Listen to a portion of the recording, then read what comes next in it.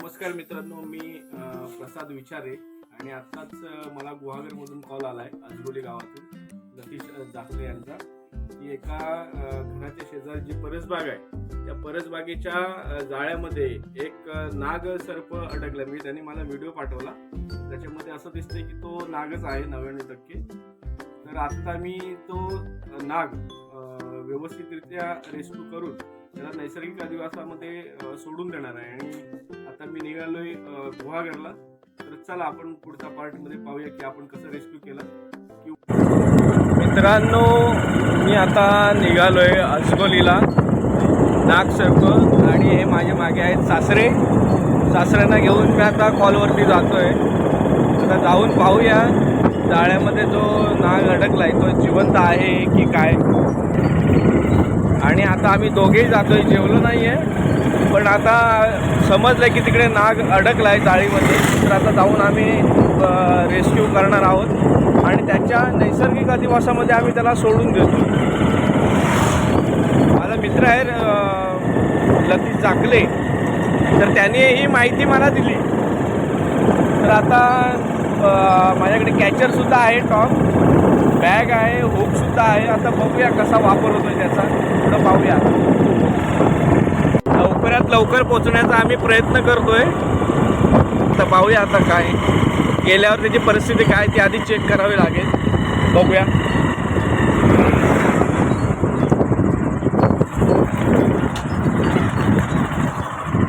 आता आम्ही आतल्या रोडनी जातोय, म्हणजे आजगोलीला जायला आम्हाला बरं पडेल. आजगोली या रोडला पोहोचलो आहोत. एक 2-4 मिनिटामध्येच स्पॉटला पोहोचू जिथे आपल्याला कॉल आहे. तर थोड्या वेळातच आपण तिथे पोहोचतोय. आता आजगोली हे पाहू शकता, थोडीशी वळणं आहेत म्हणून सावकाश जायला लागते, पण पोहोचू आपण लवकरच. बघूया कसं काय होतंय.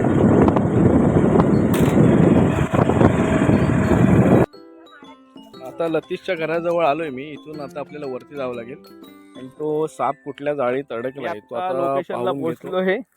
आणि माझा मित्र लतीश आता त्या लोकेशनला घेऊन आलाय. बघा सगळी मंडळी इथे हजर आहे. बघूया आता. ऑलरेडी हा बघा, हा जो नागड हा नागच आहे. आणि हे असते ना काठी, ही मी हे आपली कार पाहिजे होती मला. हा बघा, हा नाग जातीचा साप इथे अडकलाय. आणि आण लवकर व त्याने धरला आता. असाच धरायचा असतो. थोडीशी चूक झाली तरी विषय हे होऊ शकतो. फक्त इथं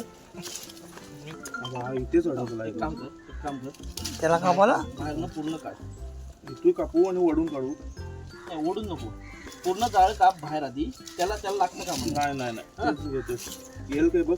ओढून नाही. त्याचं आपण काय करूया, हे पूर्ण जाळ काढूनच टाक. त्याला काही प्रॉब्लेम नाही ना जाळ्याचा. नाही त्या याला सूर्यान लावती पण मान कापेल अशी. स्क्रीन बाद खराब झाली ना. ही वाकली ती बघ. इथे नाही दे, दुसरा नाही काय चाकू बिकू तयार ठेवायचा. मित्रांनो, नाग जातीचा हा साप आमच्या मित्राने लतीशने आम्हाला माहिती दिली. गावचा मेन आहे तो. त्याला हेड कॅच करायला लागतंय, कारण तो जाळीमध्ये अडकलाय म्हणून हेड कॅच करायला लागतंय. कारण कोणताही साप जो उपचारी जातीचा साप आहे त्याला असं हेड कॅच करायचं नसतं, आपल्या जीवावर बेतू शकतं. मात्र तो आता जाळीत अडकलाय म्हणून हे करावं लागतंय आम्हाला. याचा धोका सुद्धा जर काय चुकीचं झालं तर आम्हालाही धोका होऊ शकतो याचा. 2 मिनिटं. विरी धारवाले आणले काढून झाला. एक काम कर, इकडे बाहेर काढ. 2 मिनिटं असा धरून.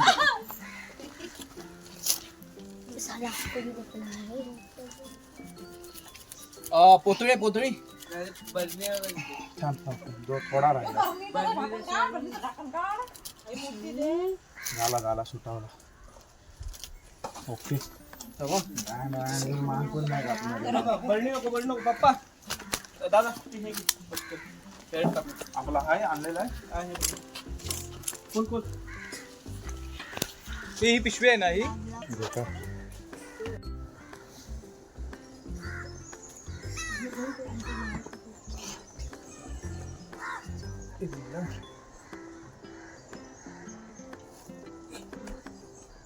ओके अशी कार पाहिजे काही करता. नमस्कार मित्रांनो, मी प्रसाद विचारे वन्यजीव रक्षक म्हणून काम करतो.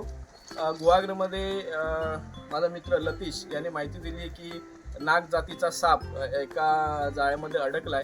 तर मी वरवेलीहून तात्काळ इथे आलो आणि मिळून सर्वांनी या नागाची सुटका केली. कोणतीही त्याला जखम नाही. जवळपास जास्त आम्ही व्हिडिओमध्ये दाखवू शकलो नाही, कारण पटापट त्याला रेस्क्यू करून आम्ही कॅच केले आणि त्याला आता आम्ही नैसर्गिक अधिवासामध्ये सोडणार आहोत. मात्र सर्वप्रथम आम्ही सर्वांचे आमचा कुंदन तर कुंदन रोहिलकर हे सुद्धा इथे उपस्थित आहेत. मी सर्वांचे आभार व्यक्त करतो. हा जो नाग आहे तो अतिशय विषारी, म्हणजे जे टॉप 4 मध्ये येतात, जे नाग आहे, फुरसा आहे, घोणस आहे आणि मण्यार, तर त्याच्यामधला हा नाग जातीचा साप न्यूरोटॉक्सिक वेनम असतं.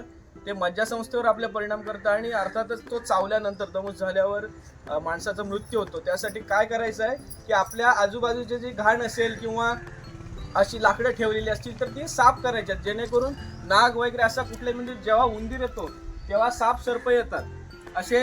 तर अशी जी काय घाण असेल किंवा आजूबाजूला अडगळ असेल ती बाजूला करा, जेणेकरून साप वगैरे येणार नाहीत आणि स्वतःची काळजी घ्या. आता चला तर आपण याला नैसर्गिक अधिवासामध्ये आपण याला सोडून देऊया. धन्यवाद. हे बघा, अजगोलीमध्ये ही फार मोठी मदत केलेली आहे आणि या सर्वांचे विशेष आभार आहेत. लतीश, तुझे आभार आहेत, कारण तुम्ही न मारता या नागसापाला आपण वाचवलं इथे. आता आपण त्याला नैसर्गिक अधिवासामध्ये सोडून देऊया. हे बघा, हे माझे सासरे सुद्धा माझ्यासोबत आहेत. चला, आता आम्ही नाग जातीचा सर्प रेस्क्यू आत्ता केलेला आहे आणि त्याला जंगल अधिवासामध्ये सोडून देणार आहोत आता एका निर्जन ठिकाणी. लतीश आणि मी, माझे सासरे सुद्धा आहेत मागून. आता ह्या निर्जन ठिकाणी आम्ही जवळपास 10-1 किलोमीटर लांब आलोय आणि हे ठिकाण कोणतं आहे ते मी सांगू शकत नाही. मात्र इथे कोणतीही वस्ती नाही, कोणताही म्हणजे प्राणी नसतो, म्हणजे प्राणी म्हणजे गाई गुरं अशा ठिकाणाहून लांब अशा ठिकाणी आम्ही आलोय. आणि ह्याच ठिकाणी या नाग सापाला, जो जवळपास 3.5-4 वर्षाचा असू शकतो, बिग साईज आहे थोडा, तर आम्ही त्याला सोडणार आहोत.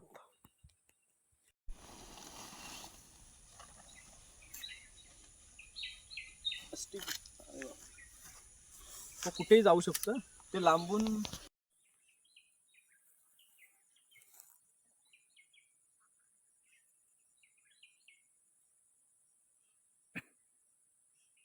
मित्रांनो, हा नाग जातीचा साप जो पकडलेला आहे, सेफली त्याला आपण रेस्क्यू करून त्याला नैसर्गिक अधिवासामध्ये आपण आता सोडतोय. निव्वळ हे शक्य झालंय माझा मित्र लतीश, जो आता व्हिडिओ करतोय, पाहू शकता. कारण त्यांनी त्याला मारलं नाही, त्यांनी सांगितलं की वाचवायला. हे टॉप 4 मधला हा नाग जातीचा साप आहे. जवळपास बघा, पाना काढतोय तो आतून.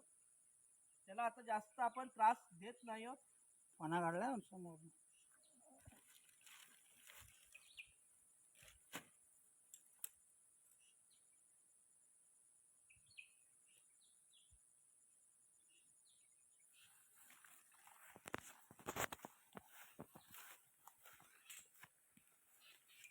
बघू जरा. हा माझा मित्र लतीश आणि पप्पा. आता हे पाहू शकता, मी टॉंगने त्याला फक्त हे खेचतोय जेणेकरून तो बाहेर पडेल.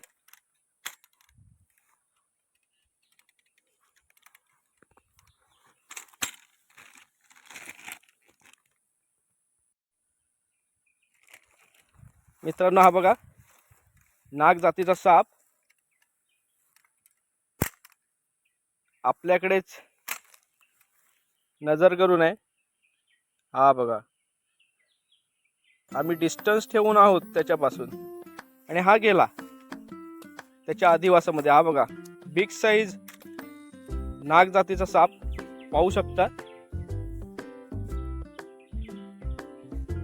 खूप मोठा आहे. तर तो त्याच्या नैसर्गिक अधिवासामध्ये आता जातोय.